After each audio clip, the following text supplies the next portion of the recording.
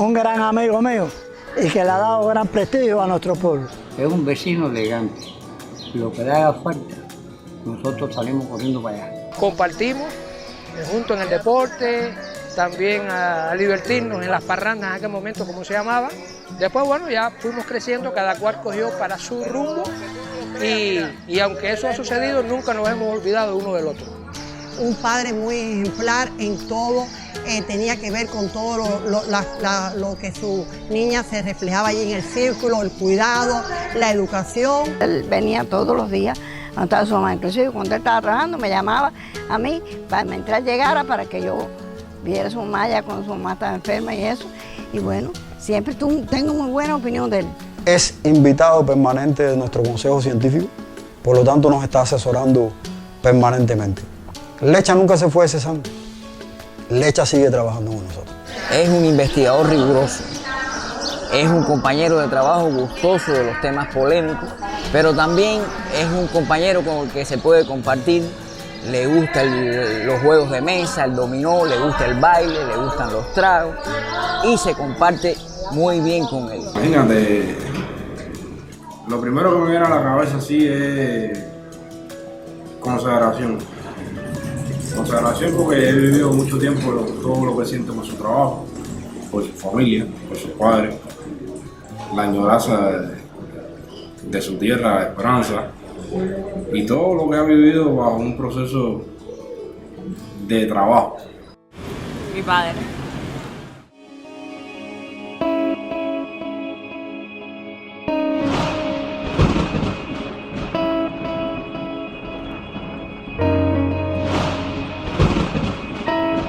La observación del cielo y de las nubes siempre ha sido y será una de las herramientas más útiles empleadas en la meteorología, a pesar de las tecnologías y de todos los adelantos que hay actualmente. Muchas veces en mi vida profesional he estado en situaciones en que he tenido que mirar el cielo porque el temor de equivocar mis predicciones siempre ha estado presente, porque tenemos conciencia de lo caro que se pueden pagar las equivocaciones en esta profesión que atrapó mi vida.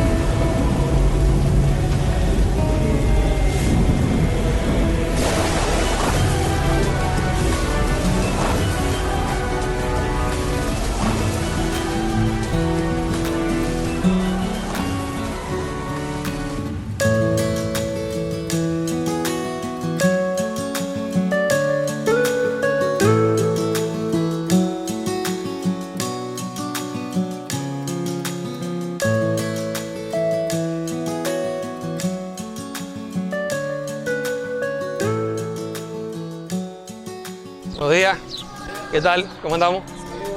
¿Cómo está? ¿Todo está bien? Pues hoy le han dado por estar tocando y haciendo las actividades que tienen los muchachos por aquí hoy. ¿Qué es lo que hay?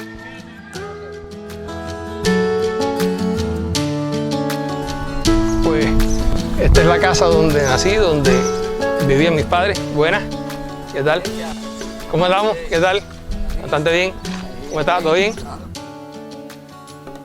Aquí yo pasé los años iniciales de la infancia con los vecinos del barrio. Me fui para Santa Clara después, a vivir en Santa Clara, pero toda la etapa inicial fue aquí en Esperanza.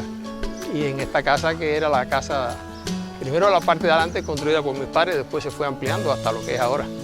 Y en este momento ya la tienen, la ocupan unas monjitas de la congregación de las Siervas de María, que son las que están viviendo actualmente aquí en la vivienda. Y es muy agradable poder ver a los vecinos de antes, aunque el barrio ha cambiado bastante. Como están las cosas ahora, pues se ve la falta de pintura, se nota. Es lo que más extraña a uno de las cosas, ¿no?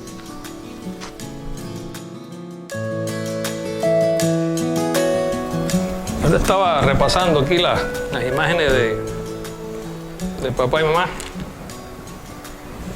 Yo tengo pocas imágenes digitales de ellos porque en esa época no había fotografía digital, pero tengo muchas fotos impresas, ¿no?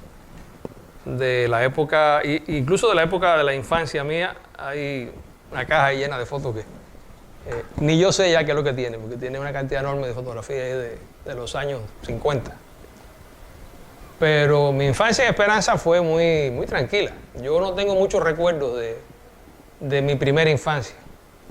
Uno de los que más destaca es mi abuelo. Mi abuelo era un narrador espectacular. Yo me sentaba en la rodilla de mi abuelo, o él me sentaba en la rodilla de él, y me hacía cuentos. Y tuvo esa actividad, tuvo la característica, me despertó la curiosidad, me despertó el interés por saber, por averiguar cosas, ¿no? Y él era un buen mecánico, un gran mecánico. Y hablaba de cosas de mecánica, de cosas... Por eso inicialmente, en los años míos jóvenes, yo quería ser ingeniero. Para el cacharreo. Incluso los lechas, como decimos nosotros, somos buenos en el cacharreo. Mi abuelo, mi papá era cerrajero, mi abuelo mecánico, mi hijo Daniel es chapistero, es electricista, es albañil, y yo, el carro mío nunca me lo cacharreó nadie, lo mecaneaba yo. Y mi padre tenía una ferretería en Esperanza, el garaje Lecha, un garaje familiar. Era la ferretería que abastecía todo el municipio, y hasta Santo Domingo, toda la zona de ahí. Y yo de niño, cuando no estaba en la escuela, estaba en la ferretería contando tornillos o arreglando cosas, despachando de todo lo que se vende en una ferretería. Pero esos son mis recuerdos de niño porque mi mamá era maestra de sexto grado de la anexa B de aquí, de la escuela normal, anexa B. Y en Esperanza no podía quedar solo, entonces ella prefería traerme con ella y me matriculó en la misma escuela donde daba clase. Yo venía con ella, daba clase y me iba con ella. O sea que dábamos los viajes diarios de Esperanza aquí. Yo di mis clases desde el primer grado hasta el sexto grado. La primaria Vietnam Heroico es la que actualmente era la antigua anexa B. Era anexa A por la mañana y anexa B por la tarde. Eran dos escuelas distintas. Nosotros teníamos actividades deportivas, actividades artísticas. Hay una foto que te voy a buscar de la graduación nuestra en el año 60, donde Fillo, el cardiólogo, y una amiga nuestra están haciendo una representación allí con los niños, ¿no? Por el fin de año. Teníamos también juegos, hacíamos actividades culturales, deportivas, banda de música, todo eso era muy movido. El Tamayo, el profesor Tamayo, que fue después dirigente aquí de educación de Santa Clara, él era el que daba las clases del DOI, que era todo lo que era carpintería, hacer cosas con carpintería, repisas, pajaritos, cosas que hacíamos. Bueno, muy activa todo lo que se hacía en esa escuela Vietnam, hoy Vietnam Heroico. Yo termino la primaria con la alfabetización. Entonces, mi mamá me hizo la alfabetización en el barrio de La Loma en Esperanza. Yo tenía 10 años y ella optó por llevarme con ella, ¿no? Y en ese periodo de alfabetización fue el cambio. Cuando volví a empezar, ya empiezo entonces en el año 61, en Capitán Roberto Rodríguez, que en ese momento se ubicó donde era el Colegio Academia Cancio, que había sido intervenido, ahí en Luis Esteve y Julio Jover. Ahí estaba el Colegio Academia Cancio, ahí estuvo la escuela, la secundaria básica de Capitán Roberto Rodríguez, y ahí empecé yo el séptimo, empecé ahí. Después pasamos a los maristas, que fue la sede que tuvo la Capitán en Marista, cuando estábamos en octavo grado, ya estamos en el Colegio Marista, y de ahí al Pre Osvaldo Herrera. Ahí en la secundaria, varias cosas así interesantes. Primero, como estábamos ocupando el Colegio Marista casi recién intervenido, pues toda la banda de música de los maristas estaba intacta ahí, y nosotros la aprovechamos, la utilizamos y durante muchos años en las paradas, en los desfiles que se hacían el día de Martí, el 28 de enero, etc., usábamos las facilidades de la banda. Pero conmigo estudió Enrique Plas, el baterista, y Carlos Pariente y yo, que éramos amigos, le hicimos a Plas el primer drum de Plas, lo hicimos con los tambores y las cosas de la batería de los maristas. Y bueno, Plas y yo tenemos todavía vínculos, ¿no? Nos escribimos, nos mantenemos en contacto. Los maestros, siempre, los que hemos sido maestros, siempre recordamos alumnos que se destacan y por eso permanecen en nuestra memoria.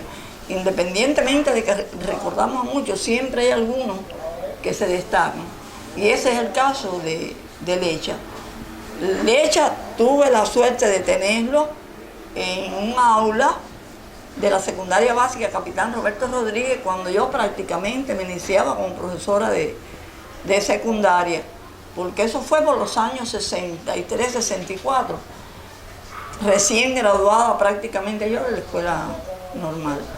Lecha se distinguía por su educación, por su forma de comportarse, por su amor a los estudios.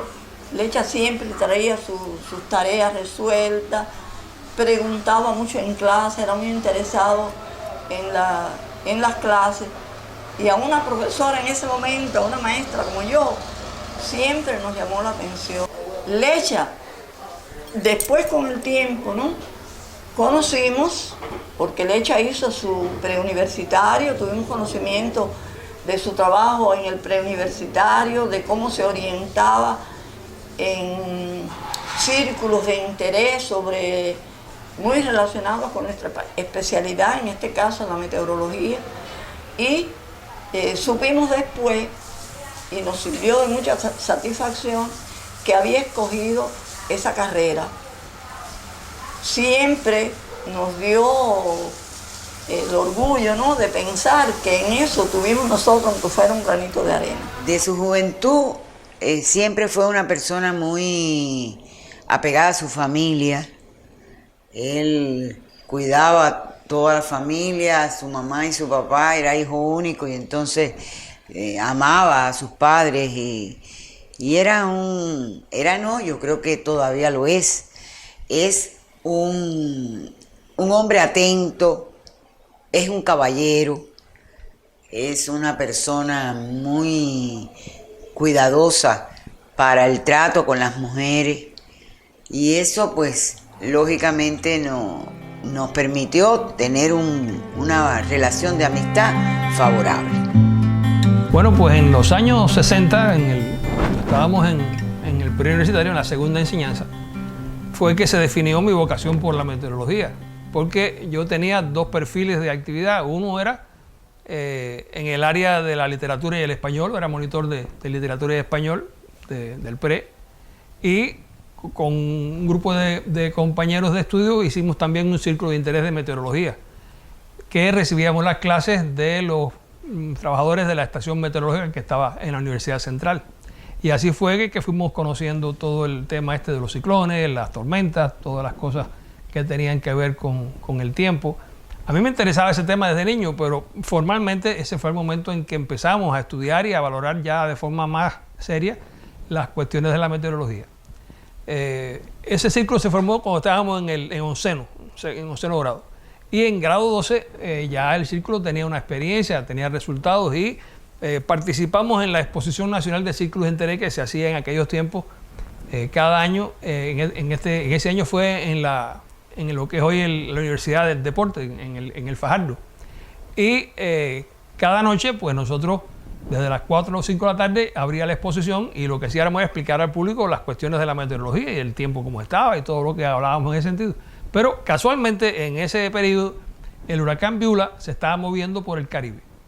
Y entonces nosotros por la mañana nos poníamos un carro, íbamos al Instituto de Meteorología, copiábamos los mapas, hablábamos con los meteorólogos, nos explicaban cómo iba a ser la cuestión del tiempo para nosotros y esa misma información era la que dábamos por la tarde en la exposición acá en el Círculo de Interés. Y como era también frecuente en esos años, cuando ya llegamos al final de la exposición, nos visitó el comandante en jefe, nos visitó Núñez Jiménez, Rodríguez Ramírez, que era el director del Instituto de Meteorología. Toda esa comitiva llegó el último día y por supuesto fueron al stand de nosotros para que le explicáramos qué estaba pasando con el huracán Viula, que estaba al sur de Cuba. Y entonces ahí se dio un intercambio muy, muy bonito para nosotros y fue interesantísimo, porque pudimos explicar de manera adecuada lo que estaba pasando con el huracán y el Fidel le preguntó a Núñez y a Rodríguez, bueno, ¿y estos muchachos no van a estudiar meteorología? ¿Cómo van a hacer su futuro? Porque ellos están ya preparados. Y ahí fue que incluso un poco se comprometieron, tanto Núñez Jiménez como Rodríguez, que nosotros teníamos que ser meteorólogos. En el Círculo de Interés se dio un núcleo de de colegas que todos han tenido después una participación destacada en la vida del país. Ahí estaba Ángel Rubio, vicerrector de la Universidad Central, Víctor Navarrete, anestesista y médico hoy día todavía en funciones del Hospital Cira García. Estaba también Lino Naranjo, meteorólogo, compañero mío, que muchos años fue director de aquí de meteorología en Villa Clara. Estaba Rolando Serralbo, director de Radio Cuba, hoy jubilado, pero también por acá por Villa Clara nos mantenemos en contacto. O sea que ese equipo del Círculo de Interés dio pie a diferentes esferas, todas de alguna manera vinculadas con las telecomunicaciones, con la medicina o con la meteorología, que fueron los perfiles a los que nos dedicamos. No entramos inmediatamente a la carrera porque había que esperar a que terminara el primer curso de meteorólogo. Por lo tanto, hicimos un año primero de licenciatura en física y en el año 68, un año después, cuando terminó el primer curso de meteorólogos, pasamos entonces nosotros a estudiar meteorología al Instituto de Meteorología, que era donde estaba la Escuela de Meteorología inicialmente. Ese primer curso de meteorólogos tuvo una matrícula de 98 estudiantes y fueron años de mucho aprendizaje porque vivíamos en el centro de trabajo y así, de esa forma, pues fuimos avanzando hasta que cuando estábamos en el primer semestre del tercer año, ya el nivel de rigor de la carrera aumentó y hubo un grupo importante de compañeros que no aprobaron el segundo semestre del tercer año. Y entonces ese curso de nosotros, esos cursos de meteorología que se hacían en la Academia de Ciencias, se hacían por la necesidad de meteorólogos que había. Y se hizo un planteamiento a la dirección de la Academia de Ciencias cuando aquello, de no perder a esos muchachos que ya estaban formados, que habían aprobado todo el currículum hasta el primer semestre del tercer año, porque la OMM, o sea, la Organización Meteorológica Mundial, tenía un nivel de meteorólogo, nivel 2, un nivel medio, que era para previsores aeronáuticos, o sea, para meteorólogos que hacían pronóstico del tiempo nada más y específicamente pronósticos para la aviación, pero tenían todas las herramientas de pronóstico del tiempo. Y entonces se aprobó que ese grupo de compañeros que no había podido vencer el tercer año se graduaba como meteorólogo nivel 2 porque sí cumplía con los requerimientos docentes y académicos de ese nivel. Y se graduaron todos los estudiantes de mi curso, o nos graduamos todos como meteorólogo nivel 2. Ese grupo siguió, ya se fue a trabajar y nosotros seguimos entonces con el régimen de estudio-trabajo hasta que terminamos el nivel 1, que fue año y medio después. O sea que yo terminé la carrera formalmente en octubre de 1973 y este año cumplimos 50 años de graduado el día 5 de octubre de este año. Pasados los años, tuve la gran satisfacción de que ya yo, siendo profesora del Departamento de Geografía en la universidad, en el pedagógico, llegara ya graduado a las oficinas que tenían meteorología allí en la universidad, Luis Lecha Estela. Cuando vi su nombre, de verdad que me sentí muy satisfecha, ¿no?, de que Lecha estuviera allí, pero más satisfecha me sentí al valorar, al contactar con él y valorar que todos aquellos valores que yo había detectado en aquel joven estudiante se mantuvieran. Lecha venía ya como un científico. Fue en ese momento mi compañero y además mi asesor científico en trabajos de investigación que hicimos en la universidad. Pero era el mismo muchacho sencillo, modesto, educado y además con tremendos deseos de ayudar y de dar sus conocimientos a todos los que estábamos a su alrededor. Eso yo creo que es lo más valioso que puede tener un ser humano y en este caso un científico. Y Lecha pienso que lo tiene.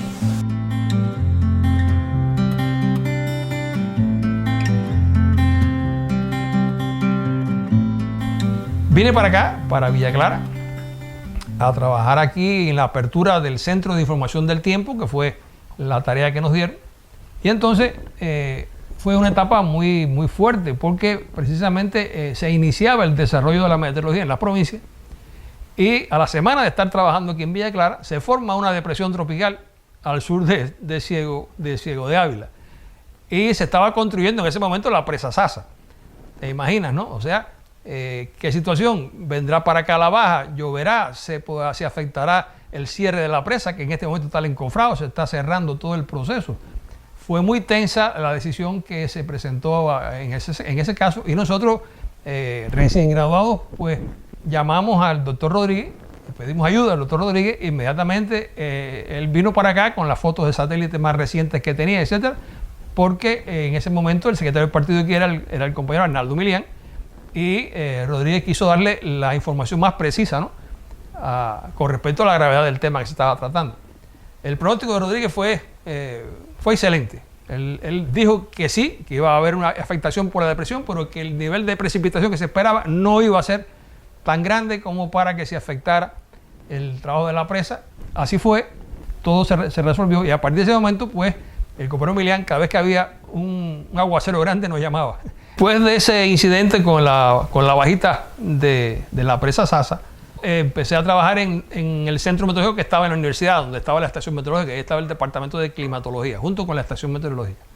Esa fue una etapa de mucha actividad, porque era el momento en que en el país se desarrollaba la voluntad hidráulica. Había que hacer todos los estudios de línea base para la construcción de las presas que se estaban en aquel momento construyendo. Ya mencioné el caso de Sasa, pues estaba Lebrige, estaba Lacranes, estaba el cierre de Ana Amarilla para las cosas nuevas que se hicieron después con la hidroeléctrica. En fin, fue una etapa de mucha solicitud de datos, de estudios climáticos, del estudio de línea base. Incluso nos entra en el año 76 la solicitud de atender los estudios hidrometeorológicos de la central nuclear de Juraguá, que fue un trabajo muy grande, fue el primer trabajo grande que yo enfrenté ya después de graduado, porque de La Habana nos dieron la responsabilidad de enfrentar esa investigación. Y fueron 2 años completos que nos trasladamos a Cienfuegos, junto con los colegas de la empresa eléctrica y la inversión que estaba trabajando en el desarrollo del proyecto técnico, y un equipo de más de 20 y tantos expertos soviéticos en meteorología, con los que hicimos todo el estudio completo de línea base que se requería para ese proyecto técnico, el cual se terminó en el año 78, y lo fuimos a defender a la antigua Unión Soviética, ya en la parte de aprobación y ahí precisamente por el vínculo que tuvimos con los soviéticos, por la relación que se desarrolló en ese momento, fue que tuve al mismo tiempo la oportunidad de comenzar el proceso mío de doctorado, que empezó en esos años también, a finales de la década del 70 del siglo pasado. En el caso mío se dedicó al estudio de los procesos que formaban el clima de Cuba, o sea, los procesos de circulación atmosférica que influyen en la formación del clima de Cuba, que es un tema que he arrastrado toda mi vida. Incluso ahora, en este momento,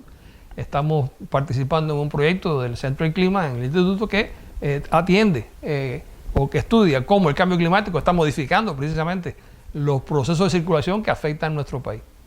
Y también en este proceso del doctorado me vinculé entonces con lo que ha sido mi especialidad hasta ahora, que es la biometeorología. Y esta rama de la meteorología me ha cautivado, ¿no?, toda la vida hasta el presente. El día 7 de diciembre de 1984, el día de la muerte de Maceo, fue una fecha marcada. Y yo siempre me he acordado de esa coincidencia porque un doctorado en el extranjero, trabajando con un idioma que no es fácil y en un entorno en que uno estaba solo, porque ayer estaba yo solo. Yo fui el cuarto cubano del Instituto de Meteorología que hizo el doctorado en Rusia, y pues siempre lo vi como eso, como un reto que había estado marcado por Maceo, ¿no?, y todo lo que Maceo significa en Cuba y en la independencia de Cuba. Al regresar acá a trabajar, pues me correspondía contribuir entonces al desarrollo de mis compañeros, y empezamos un programa de investigaciones y de aspiranturas con otros compañeros cubanos que iniciaron sus doctorados conmigo y con los compañeros que junto conmigo habíamos terminado el doctorado en la antigua Unión Soviética. Esa etapa ya yo la encaminé hacia los estudios biometeorológicos. En aquella época se trabajaba por quinquenio. El primer proyecto grande fue en el quinquenio 86-90, donde hicimos un survey, una encuesta en 17 hospitales cubanos, trabajando con las historias de cargo de los hospitales para ver cada día los casos de asma, de hipertensión, de infarto, o sea, los ingresos que se generaban y las atenciones en cuerpo y guardia, cómo esos ingresos, cómo el número de ingresos diarios tenía que ver con el cambio de tiempo. Ahí empezamos a estudiar los aspectos estos de la biometeorología. Ese fue el quinquenio 86-90. Y a partir ya en el quinquenio siguiente, en el 91-95, ya empezamos a desarrollar los primeros métodos de pronóstico biometeorológico.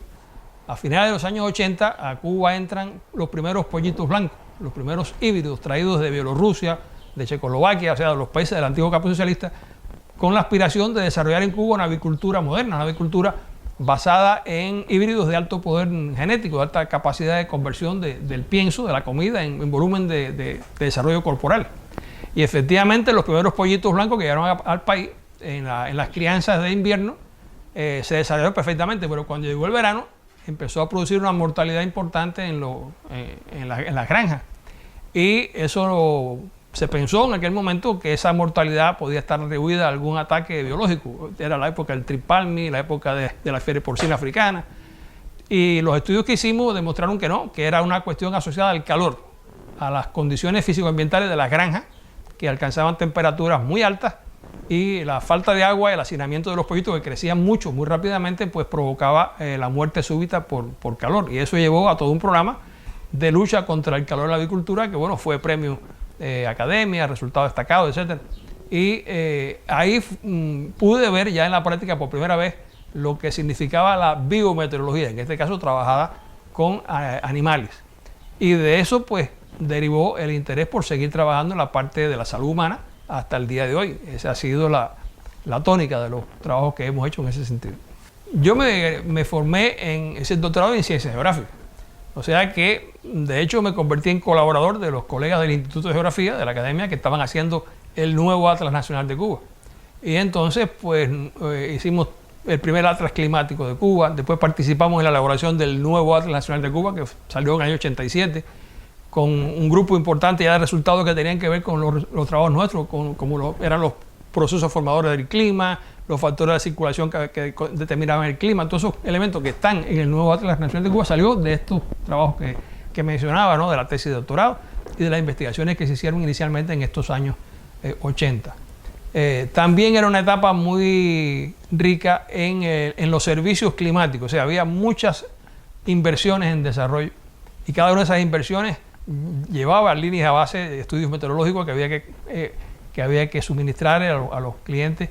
Se desarrolló también el trabajo en función de los seguros. Se empezó a despertar en el país ya la necesidad de aplicar seguros a la agricultura, seguros a las producciones, para protegerlos de la sequía o de las intensas lluvias o de los huracanes.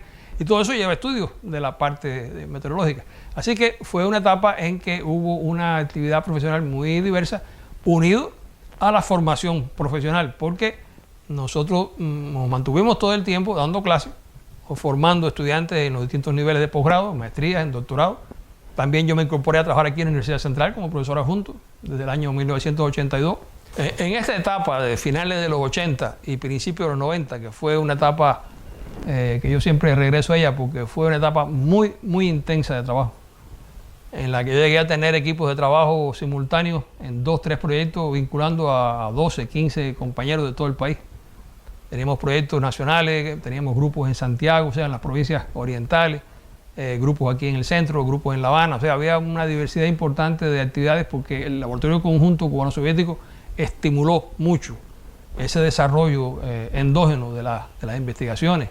El avión con la lluvia provocada, todas las investigaciones de lluvia provocada que se hacían en el polígono de Holguín, todo eso fue una etapa intensa. Y entonces se incorpora también a esta actividad la participación en eventos o en actividades internacionales. En los años 80, el Servicio Meteorológico de Nicaragua le solicita a Cuba ayuda para desarrollar un proyecto que se había logrado con financiamiento del Programa Nacional Unidad para el Desarrollo, de fortalecimiento del Servicio Meteorológico de Nicaragua. Y entonces el instituto pues crea o selecciona un grupo de especialistas para que participaran en el proyecto bajo la dirección de uno de los especialistas nuestros de mayor experiencia en el instituto. Y un equipo de 8 compañeros divididos en 2 equipos de 4 empezamos en este proyecto a trabajar en Nicaragua en el año 1985. Durante el año 85 y 86 fuimos varias veces a Nicaragua a formar personal meteorológico, en el caso mío, personal de auxiliares de meteorología, y también a trabajar en el asesoramiento de proyectos de investigaciones para los especialistas del servicio. Esta fue mi primera experiencia internacional como experto del PNUD. Y años después, ya en el quinquenio siguiente, en los años 90, los resultados acumulados específicamente en el área de la biometeorología motivaron que la dirección del instituto me promoviera por los canales de las relaciones internacionales y la OMM como experto para formar parte de la Comisión de Climatología de la OMM.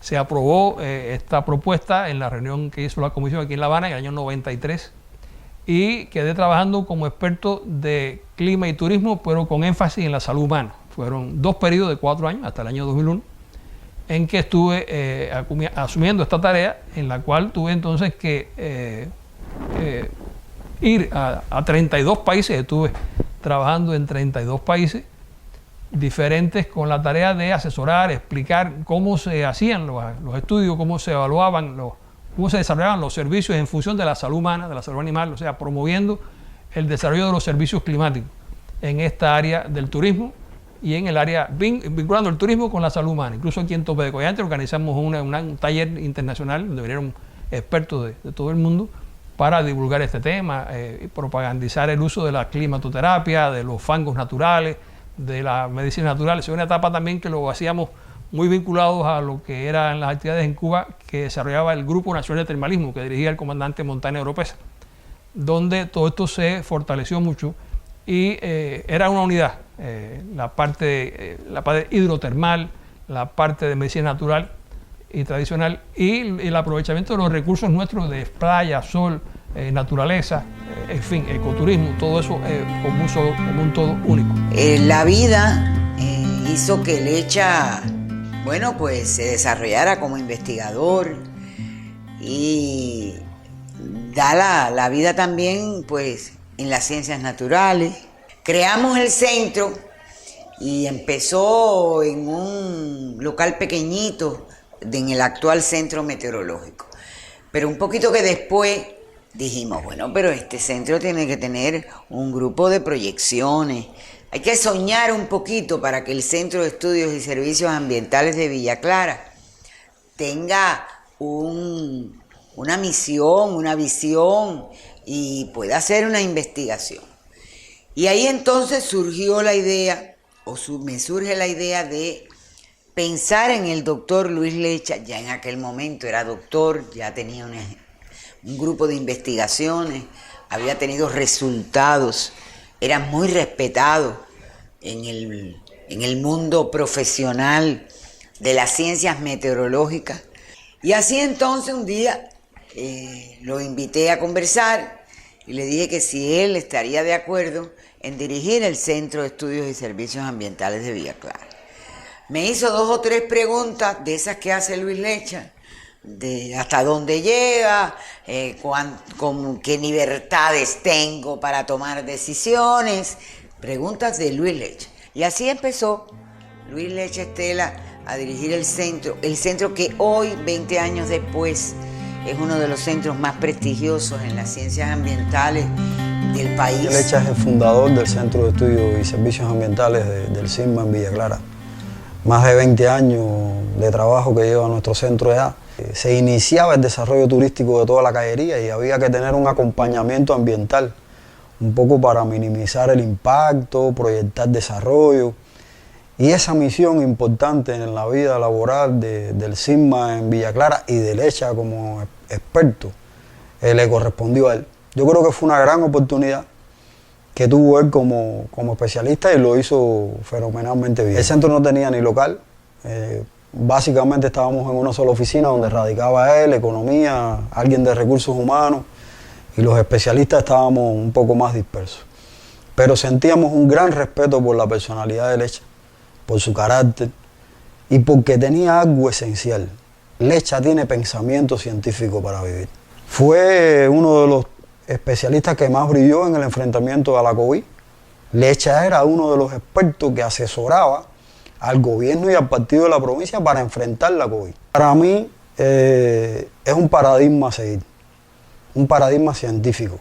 Siempre buscamos apoyo en él, buscamos opiniones de él, a veces incluso en dimensiones como la dimensión económica, porque él sí tenía muy bien claro y tiene muy bien claro qué pueden llegar a ser los centros de estudios ambientales en su dimensión empresarial.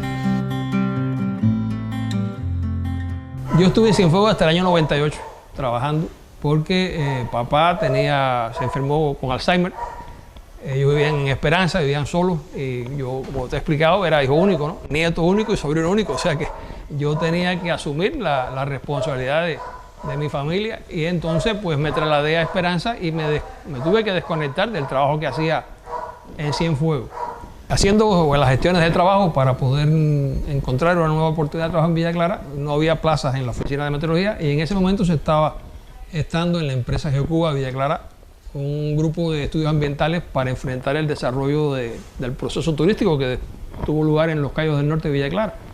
Y coincidentemente, colegas tuyos y míos, como digo, los Heribertos, una tropa Pichardo, la tropa del pedagógico que se incorporaba a ese grupo, formamos un equipo de trabajo ahí muy bueno, muy positivo, que dio lugar a la llamada Agencia de Medio Ambiente y Geodesia Aplicada, AMIGA, famosa agencia amiga de la empresa Geocuba. Estuvimos trabajando varios años en función de ese desarrollo turístico, de los estudios de peligro de los terraplenes, de los cayos, todo eso. Fue un trabajo muy interesante, muy bonito, y en el cual la meteorología para mí se expresaba entonces en función del peligro que representan los huracanes, la intensa lluvia, los fuertes vientos, para el turismo, ya era algo que me era conocido, pues lo incorporamos a esta dimensión ambiental de los estudios de la callería.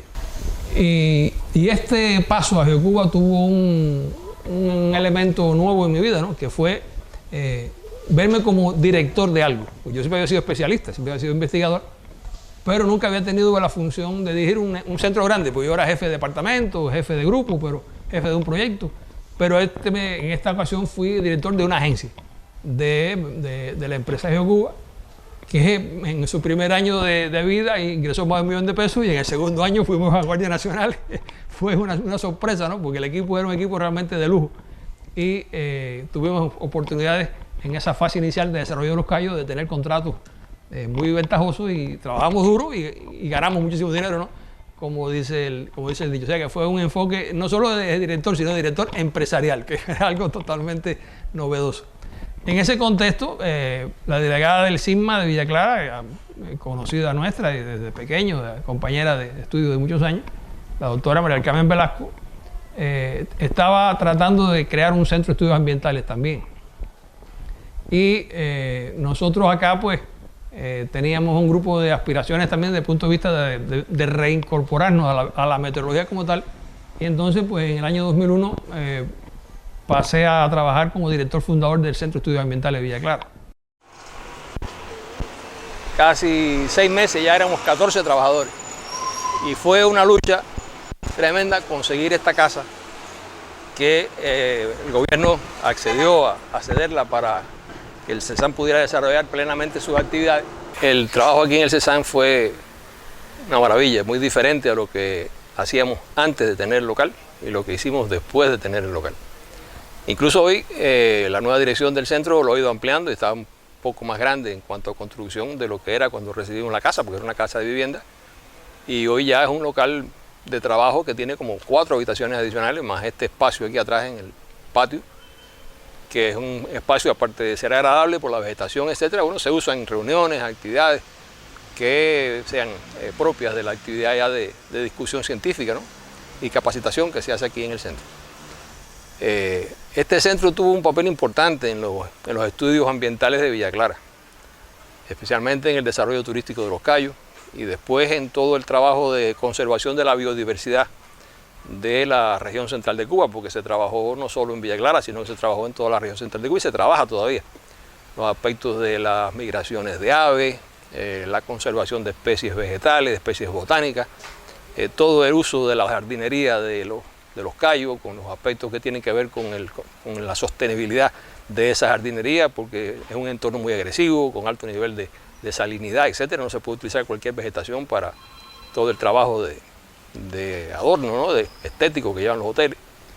Y también, sobre todo, se trabajó mucho en función de los sistemas de gestión ambiental de las empresas de la provincia y de los sistemas de seguridad, de higiene del trabajo, etcétera, porque el CESAM fue abriendo su espectro ambiental a la naturaleza, pero también a la sociedad, a las empresas, a las certificaciones ambientales de las entidades, de los hoteles, de las industrias. Y así, pues, se llegó a lo que es hoy, ¿no? Un centro reconocido que de los 8 trabajos iniciales tiene más de 50 y que cumplen su papel, ¿no?, en esta región del país. En ese contexto y durante ese periodo yo un poco la actividad meteorológica la hice poco por fuera, porque no estábamos en el CESAN, pero el CESAN no tuvo un grupo de meteorología, sino que yo me asocié a los colegas del Centro Meteorológico y también en esa etapa trabajaba en las funciones que yo desarrollaba como consejero de la Sociedad Internacional de Biometeorología. Trabajé en Brasil, en Ecuador, en México, en España. Hicimos todo un grupo de investigaciones en apoyo de la implementación en esos países de los servicios de pronóstico biometeorológico o en las investigaciones generales sobre los efectos del clima y del tiempo en la salud humana. Ese fue un periodo en que combiné ambas cosas, o sea, las funciones de dirección con el trabajo de investigación en la meteorología, pero en contextos independientes del trabajo cubano del Instituto de Meteorología. En esas condiciones pues llegamos al año 2006, donde ya tenía años, ya estaba empecé a pensar en la jubilación, pero en una jubilación activa, o sea, quería recuperar precisamente mi vínculo con la meteorología y entonces, bueno, otros compañeros con menos años y con más capacidad de dirección pues me reemplazaron en el trabajo del CESAN y me quedé aquí trabajando como investigador hasta que me jubilé definitivamente en el año 2017.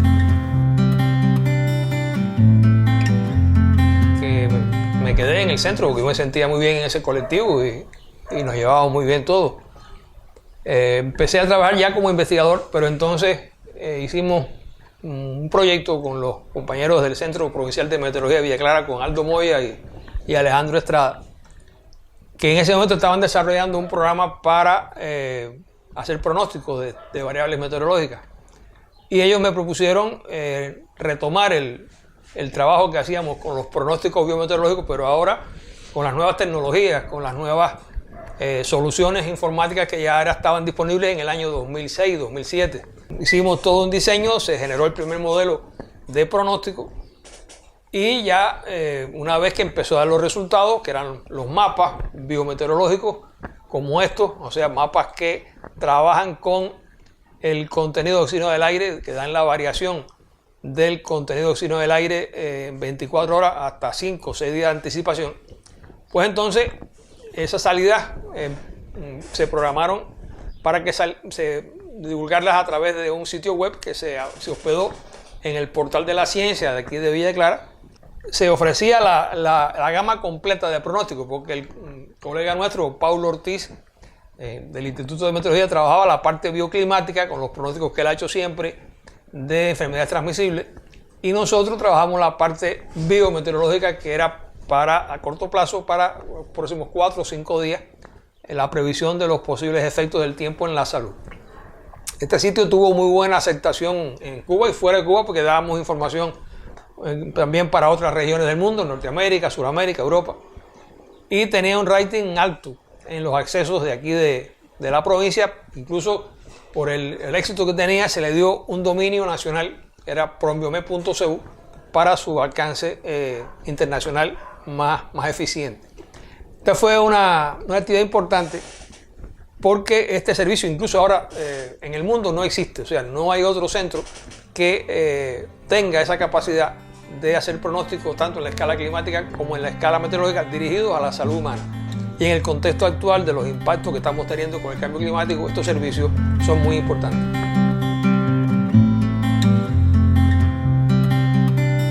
Como he estado conversando antes, cuando yo me retiro del CESAN, me planteé un poco regresar otra vez, recuperar la conexión oficial con el Instituto de Meteorología, porque había un grupo de ideas, de resultados que habían quedado a medias, que no se habían terminado, y se dio la posibilidad de hacer el contrato con el Centro Meteorológico de la Isla de la Juventud, que es donde estoy todavía trabajando en este momento, y creamos ahí un equipo de trabajo pequeño, pero un equipo bueno, combinando compañeros de experiencia, compañeros jóvenes, en un contexto nuevo para ellos, porque ellos no habían trabajado nunca la parte de biometeorología. Y hemos logrado hacer ya 3 proyectos, estamos ejecutando el tercero todavía en este momento, que cierran ideas sobre las cosas nuevas que están ocurriendo en el clima de Cuba, ya en el contexto de la variabilidad del clima, del cambio climático. Así que esa ha sido la acción después de terminar el trabajo en el CESAN. Y no obstante, yo mantengo el vínculo con ellos, porque formo parte de su consejo científico, participo en los análisis de los proyectos que ellos hacen, en las discusiones de las estrategias, mantenemos el vínculo de trabajo, aunque ya oficialmente yo no soy parte del Centro de Estudios Ambientales. El tema de la influencia o la relación entre la vida profesional y la vida familiar es un tema complicado. Sobre todo porque en mi caso, yo no sé si tú has visto en Facebook las notas que salen sobre los jubilados de más de 70. O sea, los jubilados de más de 70 cubanos nos echamos arriba a la revolución. Yo tenía 10 años en el año 59 y por lo tanto mi vida profesional toda fue en función del desarrollo que tuvo la revolución en los años 70, 80, 90. Y eso significó, como te he contado anteriormente, después que hice el doctorado, trabajar 15 días en La Habana y 15 días en Santa Clara como asesor del Departamento de Clima. Dirigir proyectos nacionales que era andar en tren o en guagua por todo el país, Santiago, Camagüey, Pinar del Río, la isla. Horas en que no estaba en la casa, horas en que no estaba con la familia, horas en que no atendía las obligaciones de la bodega, el pan, la leche, el cariño de los muchachos. Y indudablemente eso ha influido en mi vida personal, que he tenido varios matrimonios, tengo 3 hijos, con diferentes esposas, a todos los quiero mucho, todos nos llevamos muy bien, pero indudablemente indican que fue una vida movida, una vida agitada, donde casi siempre yo prioricé objetivos laborales y profesionales en afectación de la familia, excepto cuando la vida me obligó a volver a Esperanza para ocuparme ya de la situación que tuve que atender en el núcleo familiar, ¿no? En el núcleo paterno. Un amigo mío que tú lo conoces, el periodista Orfilio Peláez, que él me hizo una entrevista hace unos años atrás con relación a mi vida, al trabajo que yo hacía, y él tituló la entrevista Un matrimonio con la meteorología. Y yo creo que el título que buscó fue un reflejo fiel de lo que es el matrimonio y de lo que es el motivo. O sea, yo he estado más casado con la meteorología que en mi vida personal.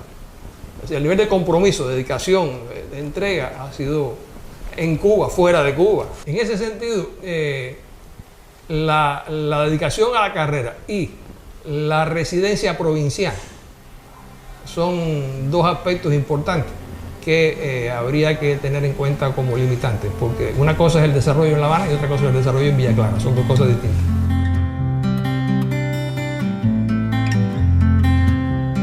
Bueno, pues el tema de las cosas que no están bien o que no han quedado bien es un tema que debe tocarse o debe tenerse en cuenta, porque cuando todo sale bien, te felicitan, etcétera, bueno, pues no hay problema, pero a veces las cosas no son como uno quiere.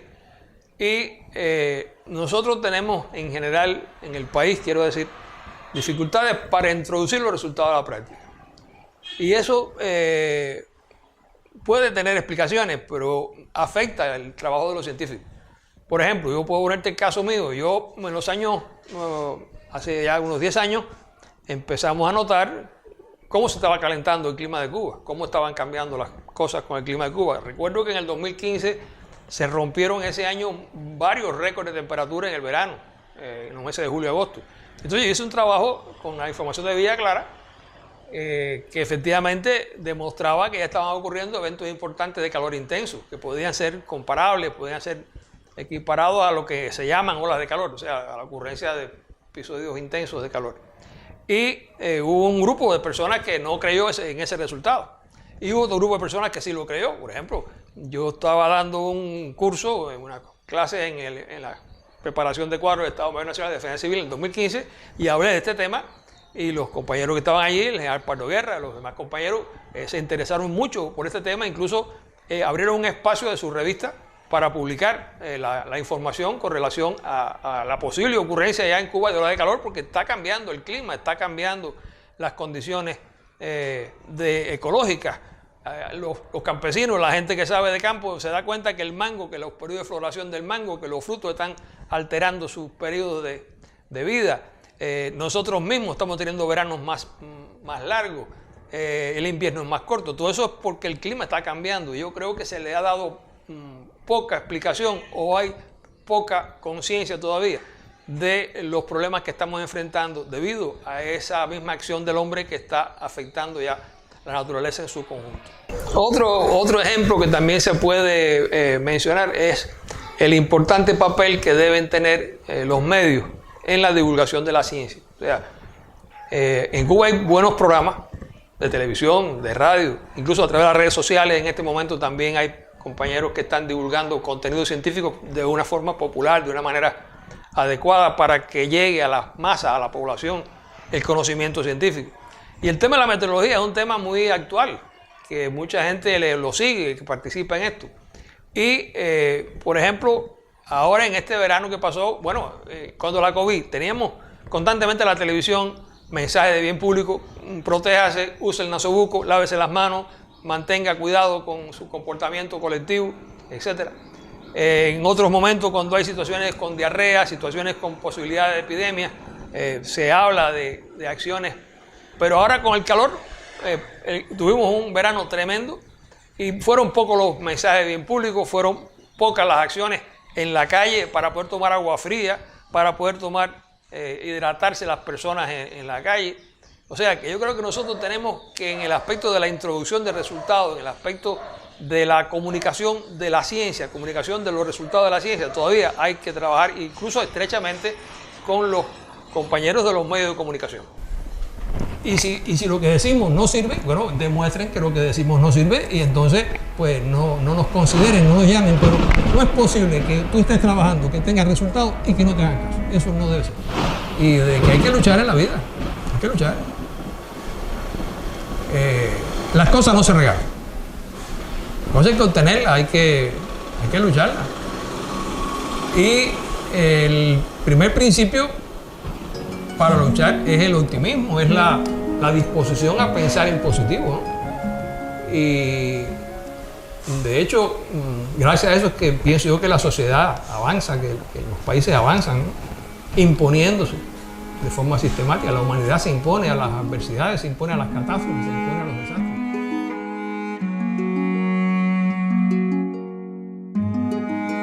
Queda prohibido llorar sin aprender. Levantarte un día sin saber qué hacer. Tener miedo a tus recuerdos.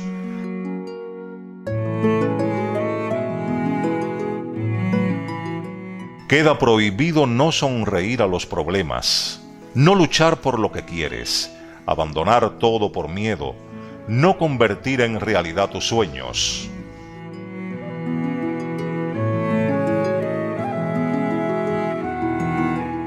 Queda prohibido no intentar comprender a las personas, pensar que sus vidas valen menos que la tuya, no saber que cada uno tiene su camino y su dicha.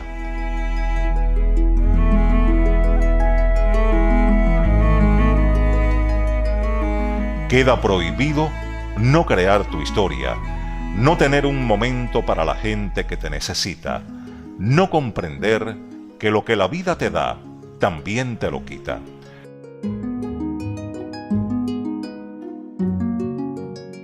Queda prohibido no buscar tu felicidad, no vivir tu vida con una actitud positiva, no pensar en que podemos ser mejores, no sentir que sin ti este mundo no sería igual.